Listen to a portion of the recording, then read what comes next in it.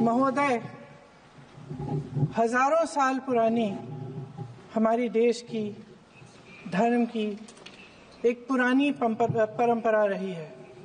ये परंपरा संवाद, चर्चा की रही है। एक गौरवशाली परंपरा है जो दर्शन ग्रंथों में, वेदों में, उपनिषदों में दिखती है। वाद विवाद और संवाद की हमारी पुरानी संस्कृति है। अलग अलग धर्मों में भी, इस्लाम में, सूफियों में, बौद्ध धर्म में, जैन धर्म में, सिख धर्म में भी ये वाद संवाद, ये चर्चा, बहस, इसकी संस्कृति रही है। इसी परंपरा से उभरा हमारा स्वतंत्रता संग्राम। हमारा स्वतंत्रता संग्राम विश्व में एक अनोखा संग्राम था, एक अनोखी लड़ाई थी जो अहिंसा और सत्य पर आधारित थी।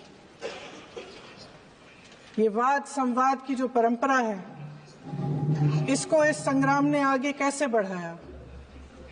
क्योंकि ये जो संग्राम था, ये जो लड़ाई थी हमारी आजादी के लिए, एक बेहद लोकतांत्रिक लड़ाई थी। इसमें देश के किसान, देश के जवान, देश के मजदूर, देश के अधिवक्ता, देश के बुद्धिजीवी, चाहे किसी भी जाति के हो, चाहे किसी भी धर्म के हो, चाहे किसी भी भाषा को बोलते हो, सब इस स्वतंत्रता संग्राम में शामिल हुए। सब ने हमारे देश की आजादी की लड़ाई लड़ी।